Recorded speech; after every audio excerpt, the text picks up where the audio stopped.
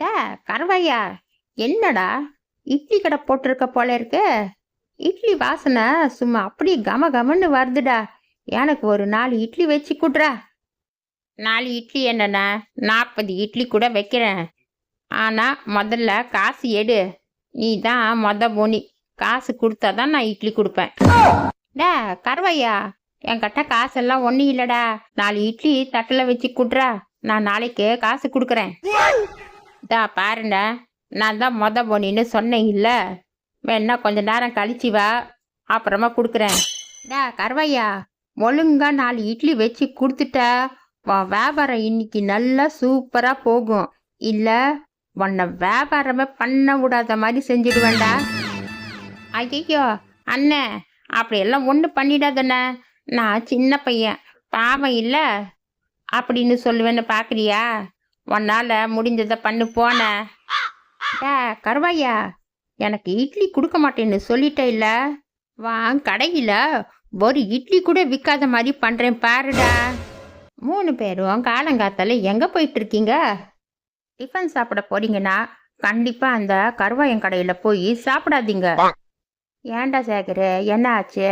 ஏன் கருவாயன் கடையில் போய் டிஃபன் சாப்பிடாதன்னு சொல்கிற? நான் என்னத்த சொல்கிறது, எனக்கு சொல்கிறதுக்கே ஒரு மாதிரியாக இருக்கு. இருந்தாலும் உங்கள் நலத்துக்காக நான் சொல்லி தான் ஆகணும்.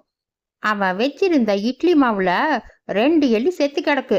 அதை அப்படியே எடுத்து தூக்கி போட்டுட்டு அவன் இட்லி போடுறான். நான் சொன்னேன், இப்படி எல்லாம் பண்ணாதடா, இது ரொம்ப பெரிய தப்பு, அந்த மாவு எடுத்து கொட்டுடான்னு. ஆனா அவன் என் பேச்சே கேட்கவே இல்லை. அவன் சொல்றான், உன் வேலையை பார்த்துட்டு நீ போ, எனக்கு எல்லாம் தெரியும்னு. நீ நெசமாதான் சொல்றியா? இந்த கருமை பிடிச்ச கருவாயன் இந்த மாதிரி வேலை கூட எல்லாம் பண்றானா? அவன் கடையில வாங்கி சாப்பிடவே கூடாது. நல்ல வேலை நீ சொன்ன தம்பி. கருவாயன் ஒரு இட்லி 5 ரூபாய்க்கு விற்கிறான்னு கேள்விப்பட்டோம். சரி, அதான் அவன் கடையில போய் நல்லா சாப்பிட்டுட்டு வரலான்னு போனா, கடைசியில நீ இந்த மாதிரி ஒரு குண்டு தூக்கி போட்டுட்டியேனா. இப்ப போய் அவன் கடையில எப்படி சாப்பிட்றது? நல்ல வேலை தம்பி, நீ உண்மையை சொன்ன. என் வீட்டுல என் பேர பசங்க எல்லாம் இருக்காங்க. அவங்களுக்கு இந்த இட்லி கொண்டு போய் கொடுக்கலான்னு இருந்தேன். அவங்க மட்டும் இந்த இட்லி சாப்பிட்டு இருந்தா அவங்க உடம்புக்கு என்ன ஆயிருக்கும்? அவன் என் கிட்ட சொன்னான், நீ இந்த விஷயத்தை யார்கிட்டயும் சொல்லாதன, நான் உனக்கு பணம் தரேன்னு. ஆனா நான் கேட்டேனா, எனக்கு என் கிராமத்து மக்களோட ஆரோக்கியம் தான் முக்கியம். அதனாலதான் நான் உங்ககிட்ட வந்து சொன்னேன். நான் சொன்னேன்னு அவன் கிட்ட சொல்லிடாதீங்க. ஏண்டா சேகரு, நீ எவ்வளவு பெரிய உதவி பண்ணிருக்க. இத போய் நம்ம கருவாயங்கிட்ட சொல்லுவோமா? இதெல்லாம் கேக்குறப்போ இனிமே எந்த கடையிலயும் டிஃபன் வாங்கி சாப்பிடணும்னு ஆசையே வரல. இனிமே ஒழுங்கா வீட்லயே தான் எல்லாம் சமைச்சு சாப்பிடணும். இத பாருங்க, நீங்க எல்லார்கிட்டையும் போய் இந்த விஷயத்த சொல்லுங்க. அவன் கடையிலேயே யாரையும் வாங்கி சாப்பிட விடாதீங்க. அதுதான் நீங்க மக்களுக்கு பண்ற பெரிய உதவி. 2 பேரும் கருவாயன் கடையில 5 ரூபாய் இட்லி வாங்கி சாப்பிட்றதுக்காக தானே போயிட்டு இருக்கீங்க? ஆமாண்ண, நம்ம 2 பேரும் கருவாயனோட 5 ரூபாய் இட்லி வாங்கி சாப்பிட்றதுக்கு தான் போயிட்டு இருக்கோம். ஏன் என்னென்ன? அதை என் வாயால நான் எப்படிமா சொல்றது? அந்த கருவாயன் 5 ரூபாய் இட்லி கடை ஏன் போட்டான்னு நான் இப்போதான் கண்டுபிடிச்சேன். உங்களுக்கு விஷயம் தெரியுமா? அவன் இட்லி மாவுல 2 எலி செத்து கிடந்துச்சு.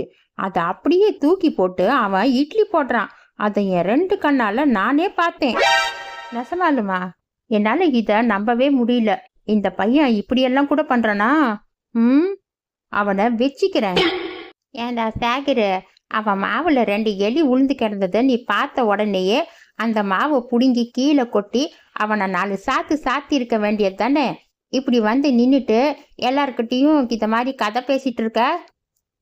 அவன் மாவை மட்டும் நான் பிடுங்கி கீழே கொட்டி இருந்தேன்னா அவன் ஏதாச்சும் ஒரு கதை கட்டி எல்லா காசையும் என்கிட்டயே வசூல் பண்ணியிருப்பான்.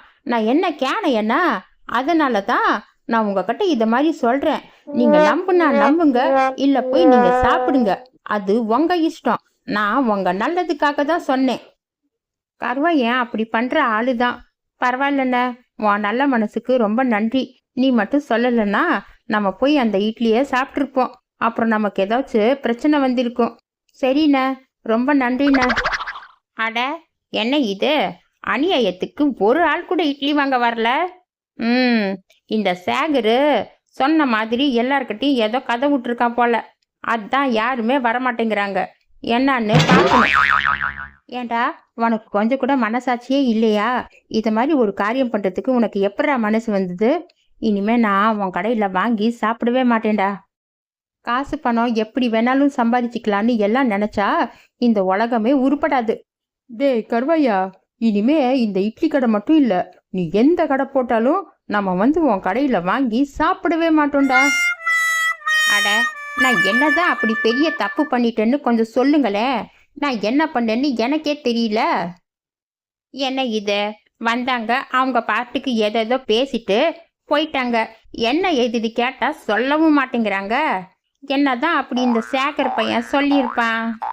டே கருவாயா, நீ எல்லாம் ஒரு ஆளுன்னு மெனக்கெட்டு நம்ம வந்து உன் கடையில வாங்கி சாப்பிட்றோம் பாரு, எங்களை சொல்லணும்டா.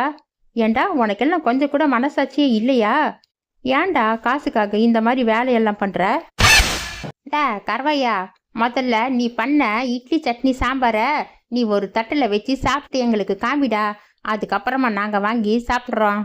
இட்லி மாவில் இருந்த செத்த எடிங்களை தூக்கி போட்டுட்டு நீ இட்லி போட்டு விற்கிறன்னா நீ எப்படிப்பட்ட ஆளாகி இருப்படா? முதல்ல நீ சாப்பிட்றா, நாம அதுக்கப்புறமா வாங்கி சாப்பிட்றோம். அந்த சேகர் பையன் தான் என் மேலே இருக்கிற கோபத்தில் உங்ககிட்ட நல்லா உருட்டுன்னு உருட்டி இருக்கான். என்ன சொன்னான்னு தெரியல. சரி, கொஞ்ச நேரம் நீங்கள் அப்படி போய் தள்ளி நில்லுங்க. அந்த சேகர் அங்கே தான் நின்றுட்டு இருக்கான். நான் அவனை கூப்பிட்டு பேசுகிறேன். உங்களுக்கே அப்புறம் எல்லா உண்மையும் தெரிஞ்சு போயிடும். என்னண்ணே, இப்படி என் வியாபாரத்தை கெடுத்து விட்டுட்ட. நான் உனக்கு இட்லி கொடுக்கலங்கிற ஒரே காரணத்துக்காக என் ஒரு இட்லி கூட விற்க விடாமல் பண்ணிட்டியே. டா கருவாயா, இப்போ பார்த்திய என் பவரை? என் கிட்ட வம்பு வச்சுக்கிட்டேன்னு வெய்யி, உனக்கு சொம்பு தாண்டா. அண்ணே, இனிமே நான் உன்கிட்ட வம்பே வச்சுக்க மாட்டேனே. இந்த முழு கடை வேணா கூட நீயே வச்சுக்கோனே. ஆமா, நீ எல்லாருக்கிட்டையும் என்னென்ன சொன்ன? யாருமே வந்து சாப்பிடவே மாட்டேங்கிறாங்க, அதை மட்டும் சொல்லுண்ணே. கருவாயா, அதெல்லாம் சொல்ல முடியாதுடா, அதெல்லாம் சீக்ரெட்டு. ஆமா, எனக்கு ரொம்ப பசிக்குது. சீக்கிரமா எனக்கு ஒரு 10 இட்லி வச்சு கொடுறா, நான் சாப்பிட்ணும். இனிமே டெய்லி நீ கடை போட்டா முதல்ல எனக்கு கொடுத்துட்டு தான் அப்புறமே நீ விற்க ஆரம்பிக்கணும். என்ன புரிஞ்சுதா? இல்லைன்னா இதே மாதிரி நான் உன் வியாபாரம் நடக்க விடாம கெடுத்து விட்டுருவேன், ஞாபகம் வச்சுக்கோ. ஏண்டா, நான் முதல்லையே என் பசங்களுக்கு டிஃபன் கொண்டு போய் கொடுத்துருந்தா அவங்க சாப்பிட்டுட்டு இது வரைக்கும் ஸ்கூலுக்கு கிளம்பியிருப்பாங்க. உன் பேச்ச நம்பினேன் பாரு, என்ன சொல்லணும்.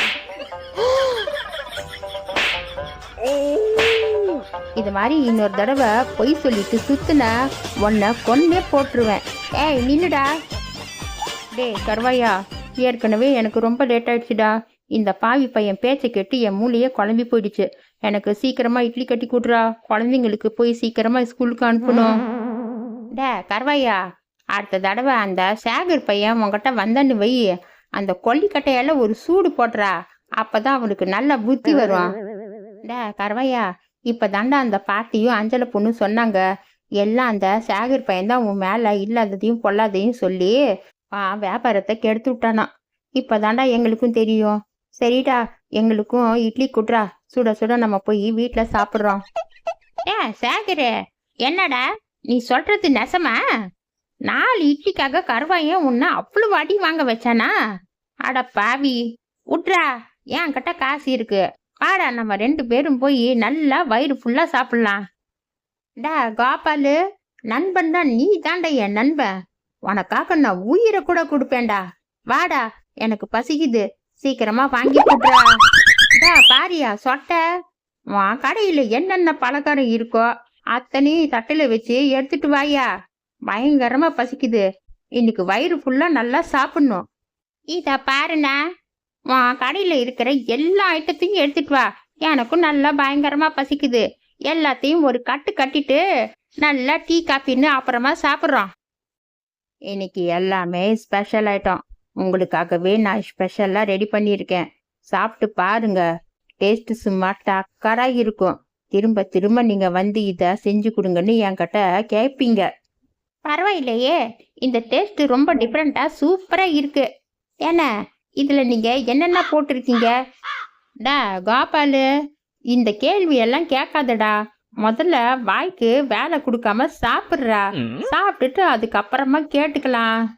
இத மாதிரி ஐட்டம் எல்லாம் உங்களுக்கு வெளியில எங்கேயுமே கிடைக்காது. இதுல நான் எல்லாமே ஸ்பெஷலா தான் போட்டிருக்கேன். பூரா, பாம்பு, பல்லி, தேள் எல்லாமே போட்டு பண்ணது. எப்படி இருக்கு டேஸ்ட்டு? யா சொட்ட, என்னையா சொல்ற நீ? பூரா, தேள், பாம்பு, பல்லியா? யாவ், என்னையா என்ன விளாட்றியா? டே கோபாலு, முதல்ல அதை தூக்கி வீசுடா. அந்த கர்மம் என்ன சொல்றனே எனக்கு புரியல. யாவ் சொட்ட, நீ வேணும்னு தானே இது மாதிரி சொன்ன. யாராவது பலகாரத்துல பூரா, தேள், பல்லி எல்லாம் போட்டு பண்ணுவாங்களாயா?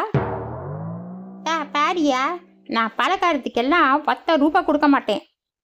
சேகரு, வா நம்ம முதல்ல இங்கிருந்து போகலாம். டேய் பசங்களா, நான் நெசமா தான்டா சொல்றேன். நான் இதுல பூரா, பல்லி, பாம்பு, தேளுன்னு எல்லாம் போட்டுதான்டா ஸ்பெஷலா பண்ணேன். அதுவும் உங்களுக்கு கொடுக்கலான்னு தான்டா பண்ணேன். புரிஞ்சுக்கோங்கடா. ஐயோ டே சேகரு, இது பேய் கடைடா. வாடா முதல்ல நம்ம இங்கிருந்து ஓடலாம். நான் உங்களுக்காக ஸ்பெஷலா இந்த பலகாரம் பண்ணி வச்சா தூக்கி போட்டுட்டு 2 பேரும் ஓடுறீங்களா?